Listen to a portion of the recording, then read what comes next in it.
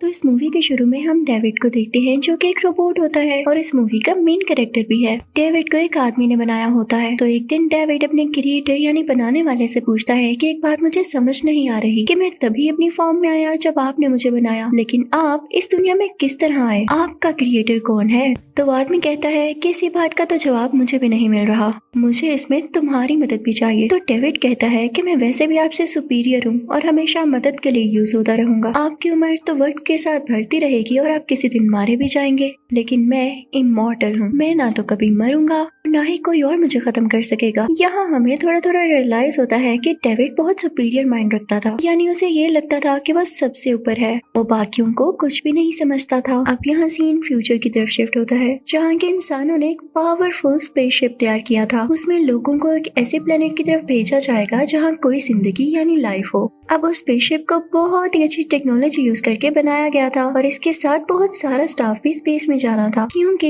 इस स्पेसशिप को वहाँ जाते जाते काफी टाइम और कई साल लग सकते थे। अब इस स्पेसशिप का चेक एंड बैलेंस रखने के लिए इनके साथ एक रोबोट को भी भेजा गया था और सरप्राइजिंगली वो दिखने में डेविड की तरह ही लगता था। डेविड को तो कई साल पहले बनाया गया, लेकिन ये रोबोट भी दिखने में डेविड की तरह ही था। ये रोबोट्स काफी एडवांस होते थे जो कि इंसानों की कई तरह से मदद करते थे। अब वो वक्त आ जाता है जब इस स्पेसशिप ने अपने साथ कई लोगों को लेके स्पेस में निकलना था ताकि ये लोग उस प्लेनेट तक पहुंच सके। इन लोगों ने स्पेसशिप में हर तरह की फैसिलिटी रखी थी, क्योंकि मैंने आपको बताया कि कई साल लगने वाले थे उस प्लेनेट तक पहुंचने के लिए। अब ये लोग स्पेस में एंटर होते हैं। अचानक से वहाँ के सिस्टम में एक शॉक वेव आती है जिसकी वजह से सारे सिस्टम में खराबी आ जाती है। अब वहाँ पर मुझे रोबोट उसे ठीक करने की कोशिश करता है, लेकिन कुछ नहीं कर पाता। वो बाकी सबको उठाता है और कहता है कि जल्दी करो, अगर ये सिस्टम क्रैश हो गया तो हम बच नहीं पाएंगे। लेकिन इतनी जल्दी में स्पेसशिप का कैप्टन अपने ग्लास बोर्ड से नहीं निकल पाता और वहाँ आग लग जाने की वजह से वो जल जाता है। अब बाकी के लोग स्पेसशिप को ठीक करने लगते हैं, तभी वो लोग कुछ वेव सेंस करते हैं जो कि करीब ही किसी प्लेनेट से आ रही थी। ये सब लोग उस प्लेनेट के बारे में इंफॉर्मेशन लेते हैं तो उनको पता चलता है कि ये प्लेनेट इंसानों के लिए सूटेबल है और सबसे बड़ी बात कि इनके बहुत पास है। इस चीज का इन लोगों को काफी बेनिफिट होता है, क्योंकि जिस दूसरे प्लेनेट पर ये लोग जा रहे थे वहाँ जाते जाते इनको तो सालों लग जाने वाले थे। अब जो कैप्टन जल गया था उसकी वाइफ काफी दुखी होती है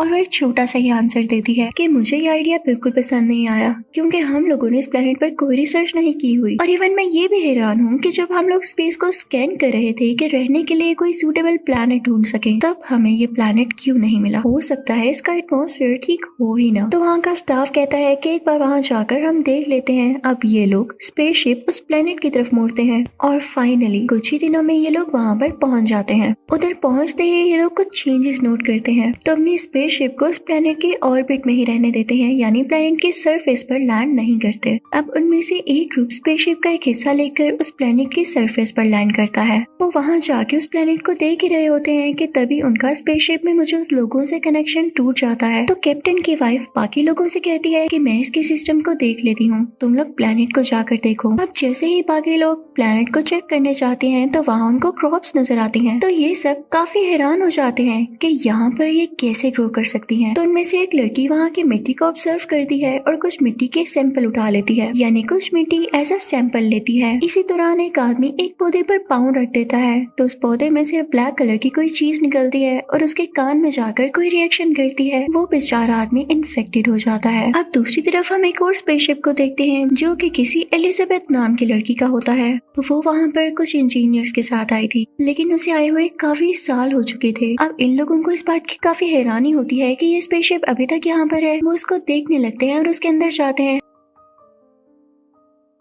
अंदर एलिजाबेथ की कुछ चीजें और उसकी पिक्चर्स भी होती हैं। अब जिस आदमी के कान में वो ब्लैक चीज गई थी उसे बहुत अजीब फील होने लगता है, उसको ठीक से सांस भी नहीं आ रहा होता। और वो लड़की जिसने मिट्टी के सैंपल्स लिए थे वो उसको अपने साथ लेकर चलने लगती है। वो अपने हस्बैंड से कनेक्ट करती है और उसे बताती है कि यहाँ कुछ ठीक नहीं है, हम सबको स्पेसशिप की तरफ वापस जाना होगा ताकि एटलीस्ट हम उसको तो बचा सकें। जो आदमी इन्फेक्टेड है, अब उस इन्फेक्टेड आदमी की बॉडी से काफी खून निकल रहा होता है। अब वो लड़की उस आदमी को लेकर स्पेसशिप में आ जाती है, लेकिन वहाँ के एक स्टाफ मेंबर उसकी हालत देखकर उसे डर जाती है कि कहीं इसको सीरियस इन्फेक्शन तो नहीं हो गया। वो उस आदमी को और उसके साथ लड़की को एक रूम में बंद कर देती है जो कि उसे लेकर आई थी, ये कहते हुए कि हम अभी रिस्क नहीं ले सकते, इसकी बॉडी से इतना खून आना अच्छी बात नहीं है और देखो ना इसकी हालत भी कितनी खराब हो रही है। लेकिन अब जो लड़की अंदर बंद होती है वो स्टाफ मेंबर से कहती है कि मुझे बाहर निकालो, मैं इन्फेक्टेड नहीं हूँ। लेकिन वो स्टाफ मेंबर उसे डर रही होती है। तभी हम देखते हैं कि उस इन्फेक्टेड आदमी की बैग से काफी खून निकलने लगता है क्योंकि एक स्पाइडर की तरह दिखने वाला एलियन उसकी कमर से बाहर निकल रहा होता है। वो दिखने में बहुत क्रीपी और खतरनाक लग रहा होता है, जैसे अभी अटैक करने वाला है। बाहर खड़ी लड़की यानी वो स्टाफ मेंबर काफी डर जाती है और गन लेने जाती है। जिस लड़की को उसने इन्फेक्टेड आदमी के साथ बंद किया था वो जोर जोर से चिल्लाती है कि मुझे तो बाहर निकालो वरना ये एलियन मुझे मार देगा। और ऐसा ही होता है, वो एलियन उस लड़की को मार डालता है। तब तक वो स्टाफ मेंबर भी गन लेकर आ जाती है और उस एलियन पर शूट करने लगती है। लेकिन वो एलियन बहुत ही तेज और खतरनाक होता है, उसे गोलियों का कोई असर नहीं होता और ना ही कोई गोली उसे हिट करके मार पाती है। तो वो डरी हुई स्टाफ मेंबर रैंडमली शूट करने लगती है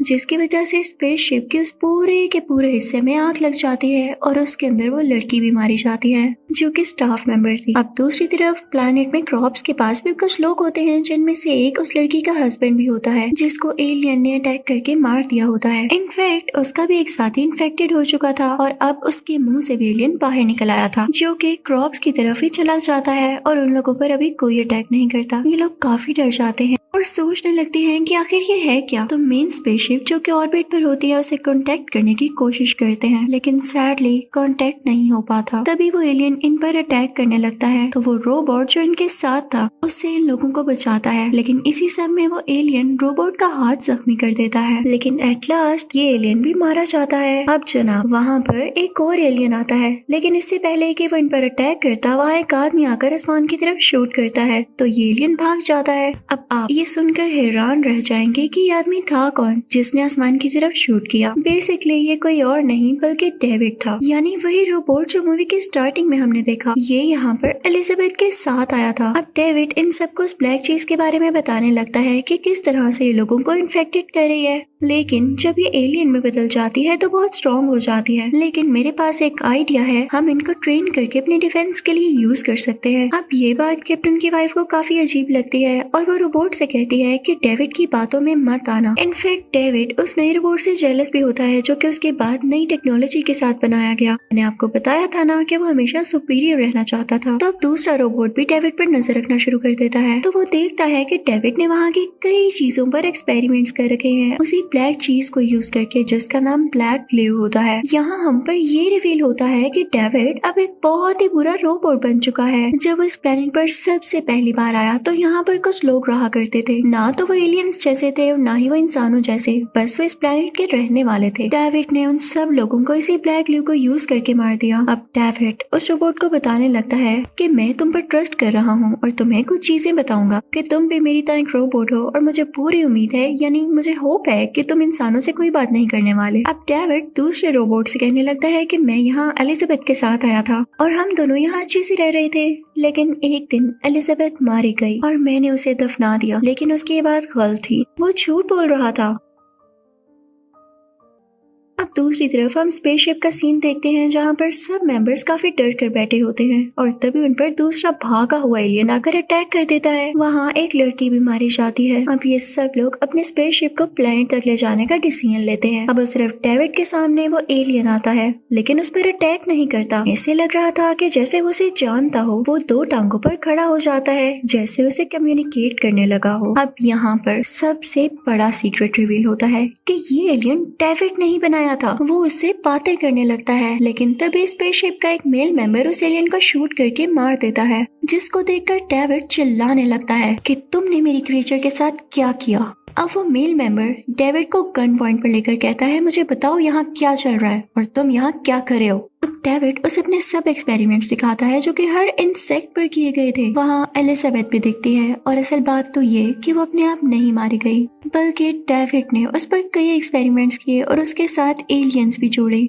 यानी एलियंस के हिंटों में से कुछ निकलता और फेस पर आकर जुड़ जाता। यही काम डेविड ने एलिजाबेथ के साथ भी किया और उसे ऐसा बना दिया। थी तो वो डेड लेकिन उसकी बॉडी फ्रेश थी क्योंकि उसके साथ एलियंस अटैच थे। अब डेविड उस मेल मेंबर को एक जगह पर लेकर आता है जहाँ एलियंस के बहुत सारे अंडे थे। उन अंडों से कुछ चीज बाहर आती है और सेम उसी तरह मेल मेंबर के फेस के साथ चिपक जाती है और फिर कुछ म्यूटेशन करने के बाद उसकी चेस्ट से एक अजीब सा क्रिएचर बाहर आता है, जिसे देखकर डेविड बहुत खुश होता है क्योंकि डेविड ने ऐसा एक्सपेरिमेंट इंसान पर कई साल बाद किया जो कि वो एलिजाबेथ के साथ पहले भी कर चुका था। अब डेविड उस रोबोट के पास जाता है और कहता है कि हम इन सब इंसानों को मार देते हैं और एक नई जिंदगी का स्टार्ट लेंगे यहाँ इस प्लेनेट पर। तो वो रोबोट कहता है कि नहीं, यूं नहीं होने वाला। तो डेविड से बात बर्दाश्त नहीं होती कि किसी ने मुझे ना कहा। वो उस रोबोट को मार डालता है, लेकिन वो रोबोट नहीं मरता क्योंकि वो खुद को हील जो कर सकता था। बेचारा डेविड, उसे इतना भी नहीं पता। अब दूसरी तरफ कैप्टन की वाइफ को डेविड के बारे में सब पता चल जाता है। डेविड को इस बात पर काफी गुस्सा आ जाता है, ये औरत कितनी चालाक है।